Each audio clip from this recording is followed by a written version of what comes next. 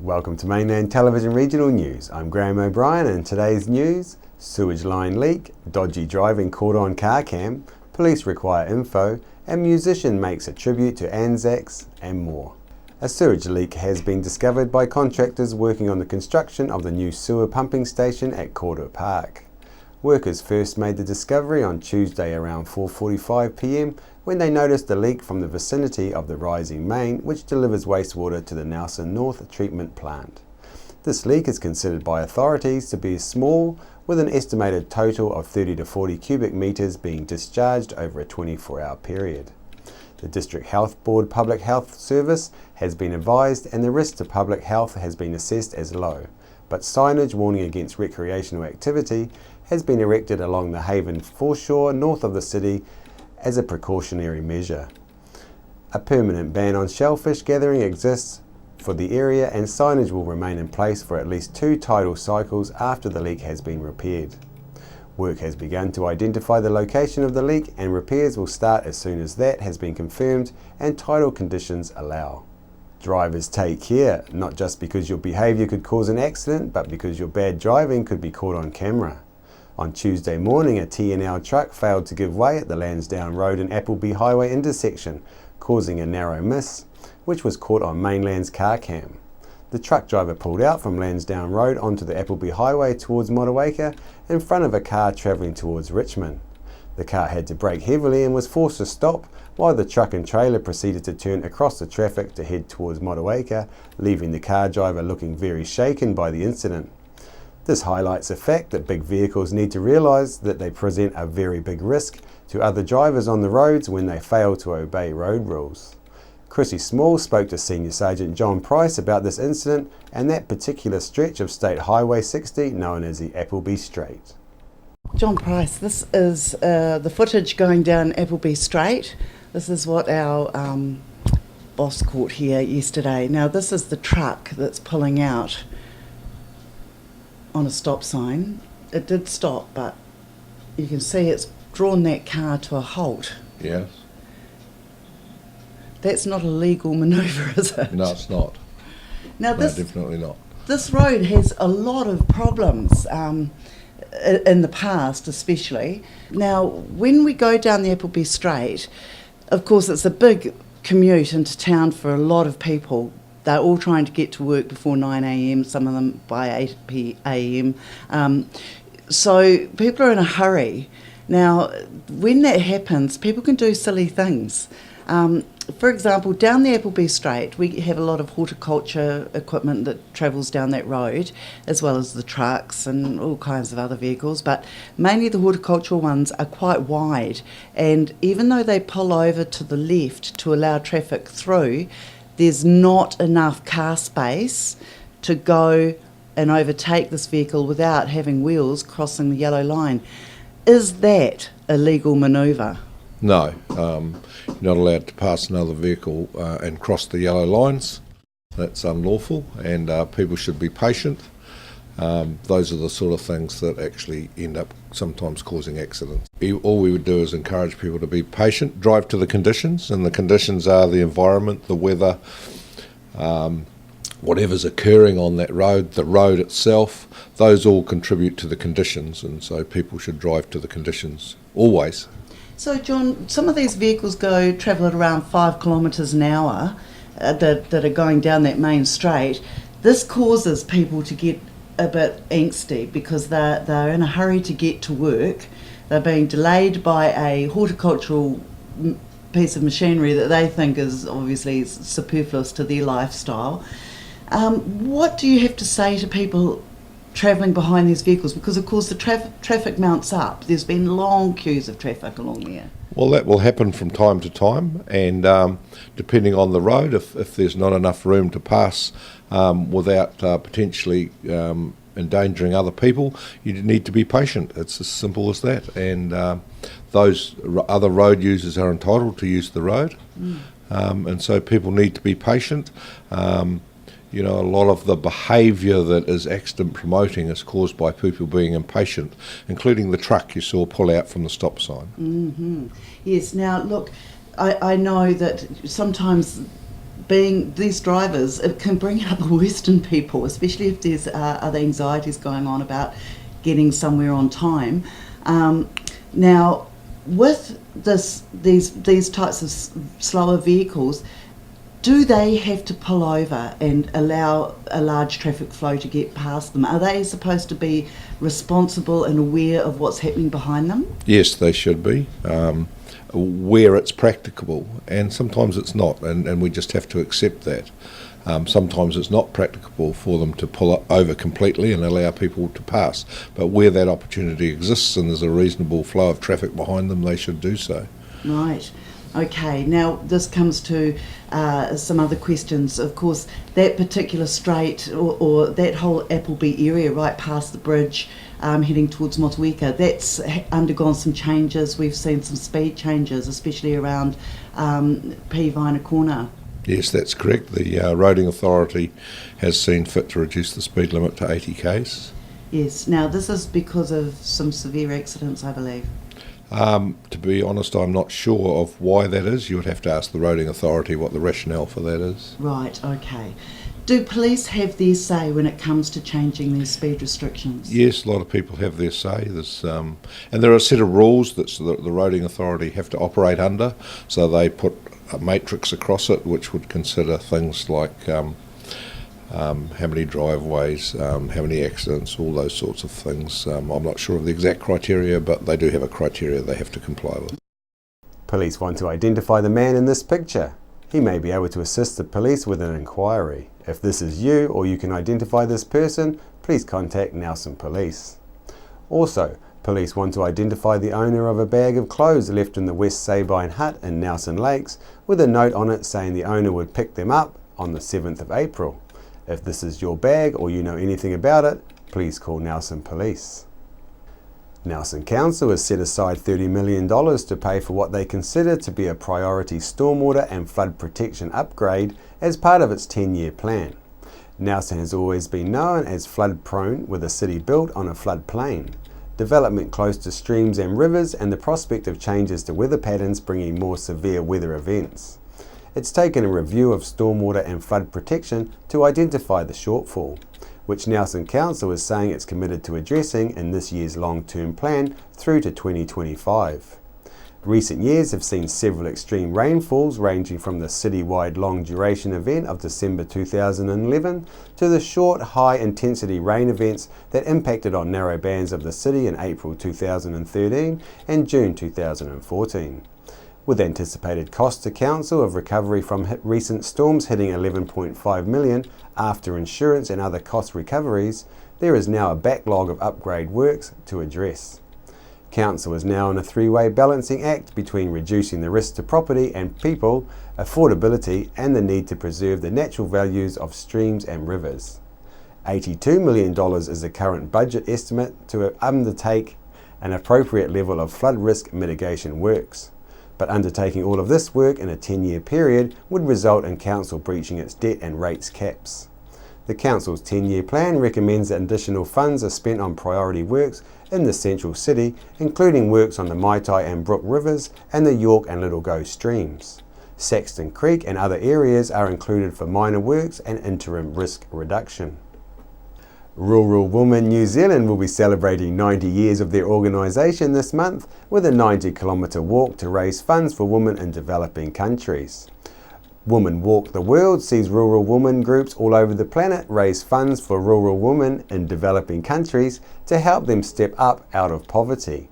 National President Wendy McGowan said Rural Women New Zealand are encouraging each group of members taking part to collectively walk 90 kilometres to mark this occasion as part of the organisation's annual Women Walk the World event.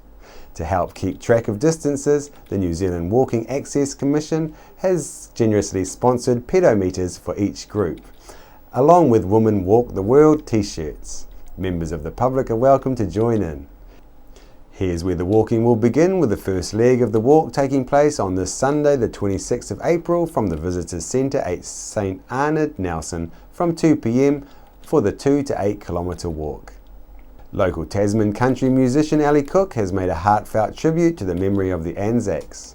Chrissy Small spoke to Ali in our studio this week about her inspiration for the latest song titled Sustene, which we will also play for you with some added World War II footage put together by our intern Leonard, who is leaving us this week to return to his homeland of Belgium. I have with me in the studio today Ali Cook, who is from Tasman. She has a great charting success at the moment in Australia with her wonderful song, it's a new song, No Phone, No Mail, No Internet. And Ali, tell us, you're charting really well at the moment. Yeah. And you've also just released a brand new song on top of that. Yeah, so No Phone, No Mail, No Internet's been in the charts now for 8 weeks in the Australian country charts, and it's been in the top 10 for the last 4 weeks. So it's cruising along doing its thing. But then, of course, Anzac came up, and I've got a song that's on the album that's based around a World War II story, although the New Zealand airman in that story also lost his father at Passchendaele. So it's kind of both world wars, or it's a look at war, really, the song is, and children's perspective of that on both sides of the world. Right. Now, of course, Sustene, that's a real little story that you've been involved in. You made a discovery while you were over in Europe performing. Tell us a wee bit about that. Yeah, just to recap the story, 1943 there was a bomber that crashed in a village in Sustene. There were airmen on there from Australia, New Zealand, Canada and England. And in its last moments of descent it was on fire. It had been shot down by a night fighter, and they turned it up on its wing and they avoided the village, and they saved the villagers, the lives of the villagers. And so they wanted to give the airmen a funeral. The Nazis, their normal mode of operandus was to take the dog tags and hand over the bodies to the local priest and just tell them to bury it, no funeral. And in a passive act of resistance, the French people of the village, there's 300 in that village, sent out word to the surrounding villages, and overnight up to 2,000, the report said 2,000 people walked from 30 kilometres away across fields with women, children, against the wishes of the Nazis. And by the morning there were 2,000 people gathered at the church singing hymns for the men that had died on the plain. And they in fact jailed the mayor for that, and they jailed about 20 people that were involved in the organising of the funeral, who were jailed for the rest of the war for that act. But our people here, our airmen and families in New Zealand, Australia, Canada, UK, they would not have even known that their men were gone, and yet these people were risking their lives to give total strangers a funeral. And they went on to do that every year on the 15th of August, on the anniversary of the crash. They have gathered together and walked up the street to the crash site after they've done a ceremony and laid wreaths. And in 1985 they built a monument, beautiful, it's a big metal aeroplane with flag poles to put all of the nation's flags in. And they invited all of the air forces from around the world, and they all came with extended members of those men's families that they could find, except the New Zealand Air Force turned down the invitation because the invitation went out simultaneously as the French Secret Service had bombed the Rainbow Warrior in Auckland Harbour. Right. So diplomatic relations were not so good, therefore we declined to come. And roll forward 26 years, I turn up in the village and everyone's like, what are you going to do about it? What can you do about it? So I said, well, diplomatic relations have improved. You've had Daniel Carter in Toulouse for a while, and there's been many rugby matches, so I'm sure that something will happen. And initially I was turned down by the War Graves Commission, but then it was election year, and luckily my local MP, Damien O'Connor, helped me, and the Labour Party put out a press release, and then I targeted media, and I think I got a phone call from the Attorney General at 3 o'clock in the morning in France to say, no, we were wrong, you were right. And on the 15th of August following that, they sent Wing Commander Patch Nelson from the Royal New Zealand Air Force to lay a poppy on the grave, and it's really quite a lovely ceremony. I watched it on TV, and they play all of the national anthems of the guys, and it's just one of those many war stories. There were 55,000 men lost their lives in Bomber Command, and 500,000 civilians lost their lives in bombing raids. So, you know, it's massive loss of life around that, and it's important that we remember. So the song really, later on I met the family, and the great niece of Flight Lieutenant Royston Taylor, and she told me how he'd handed her a jacket button and said, "Don't be upset," because he was leaving, and he said, "When I get back, you can sew that on my Air Force jacket," and she's kept the button with her ever since. Wow. And so it made me think about the little girl on the beach holding on to the treasure in her hand and looking out across the sea, because I'm sure lots of people were looking out across the sea from here, because their loved ones were far, far away Right. at a war that was on the other side of the world, and their bodies would never come home if they died. And that was something else that sort of came to me. And then I thought about the French village and how, in a way, those people are kind of unsung heroes too. We were liberating their country, but they were doing things like that. They were doing their own way of, obviously they had the French resistance who was doing major work. But yeah. So, okay, so the song, we now know where the inspiration has come from. Where can people get a copy of this song? Well, the song is not for sale currently, but my new album, Horseshoe Rodeo Hotel, will be out in June, and the song will be on that, and it will be on iTunes. So what I've done with these two songs is release them, and they're not actually available to the public. And I've done it intentionally, really, because I want you to buy the album. So there's two songs on there now that have been released, and then the single will come out with the album with the video. Right. Yeah. But meanwhile, we'll leave the viewers with a sample of your latest Sassenay song. Yeah. He closed a hand on the jacket button. Hold on till I return. A well of tears as she watched him leave, too young to have to learn. As many soldiers left on ships, to cries of family to braid as they waved, prayed as they waved. Liberté, assassinate. I'll tell all I saw far away.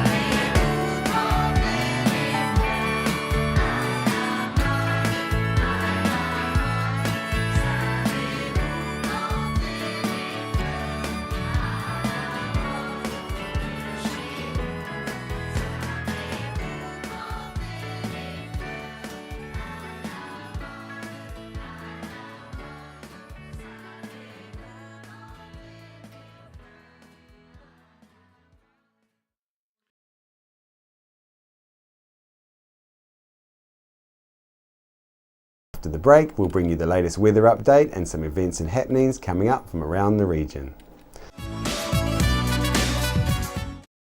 Why would you want to pay as much as $1,000 for a single bed mattress when you can buy a high quality locally made mattress like this for as little as $220? And a queen size mattress could cost you in excess of $3,000, but at Nelson Beds you could have a mattress like this as low as $425. So why would you go out and spend a fortune on your child's bedroom when you can come to Nelson Beds and buy a complete single mattress and base set, a 7-drawer Scotch chest, a headboard and a 3-drawer bedside cabinet for as little as $979? So call and discuss our custom manufacturing options and local after sales service at Nelson Beds, Nelson's only bedding manufacturer.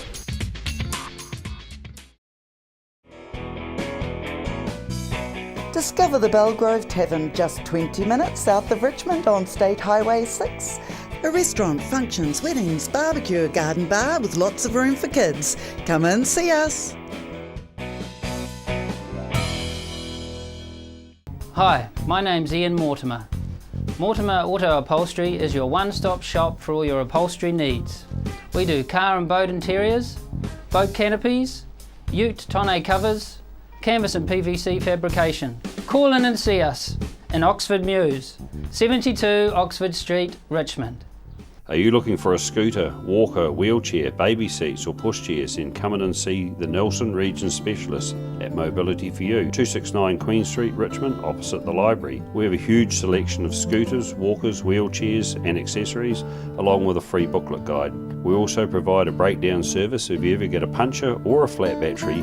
We have fully equipped service vans to rescue you. Hi, I'm Robin Jordan and I invite you to call in and see the friendly team at Mobility for You, 269 Queen Street, Richmond, opposite the library.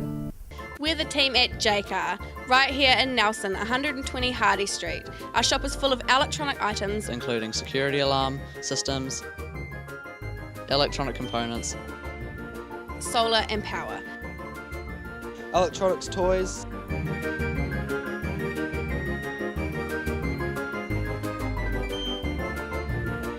sound systems, cables, and much, much more. JCar. 120 Hardy Street, Nelson. I'm Francis from Nelson Auto Glass. We repair all auto glass, stone chips, windscreen replacements, scratch removal.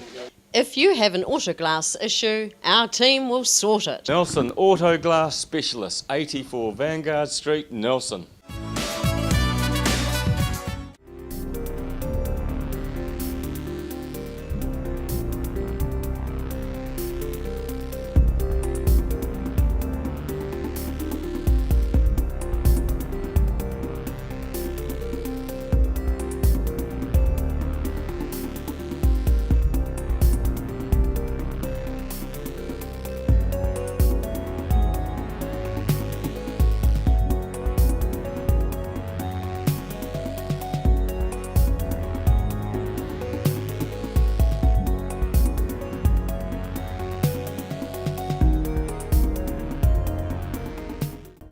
Motueka's World War I commemorations are on from the 21st of April at Motueka Museum and Muses Cafe.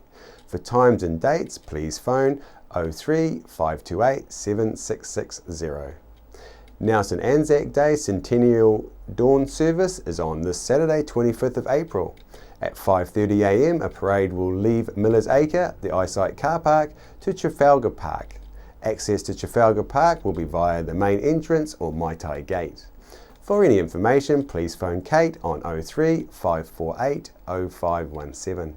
Victory 60 Plus is on Tuesdays at 1:30 through to 3:30 p.m. at 238 Upper Vanguard Street. You can join in for cards, games and a cuppa. For more information, you can contact Jan on 546 9057 or 027 4577 955. On behalf of the team here at Mainland Television News, thank you for joining us, and we'll bring you the latest news and events from around the region again tomorrow.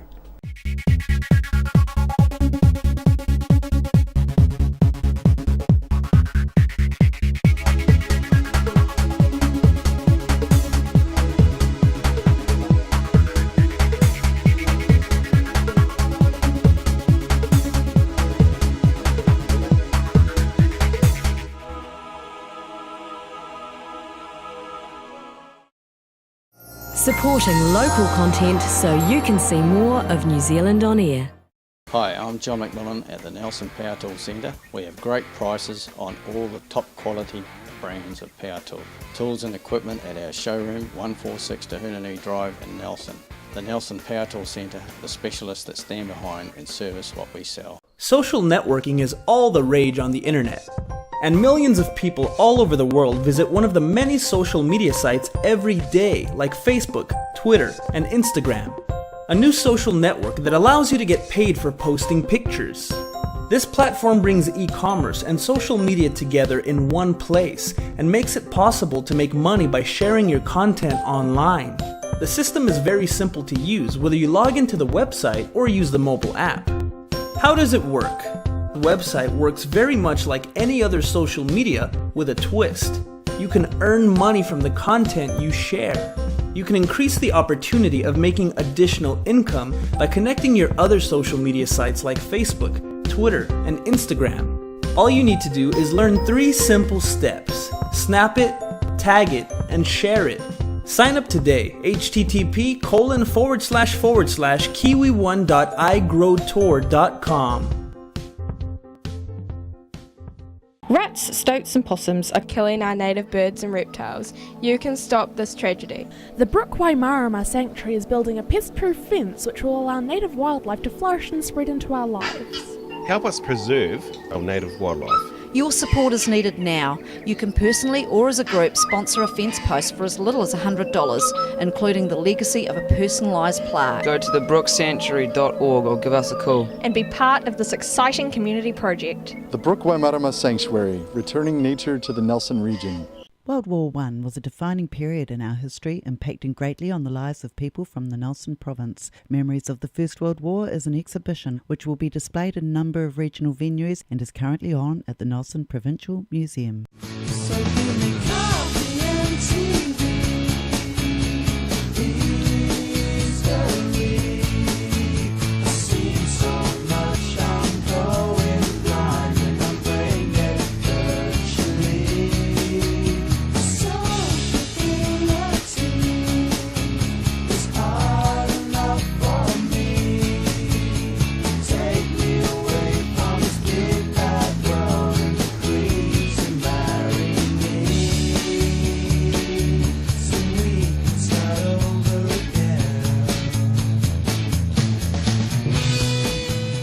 I'm Francis from Nelson Auto Glass. We repair all auto glass, stone chips, windscreen replacements, scratch removal.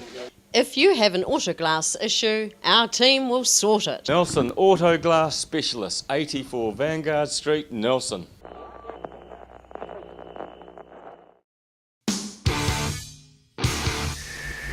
.1 The Shed.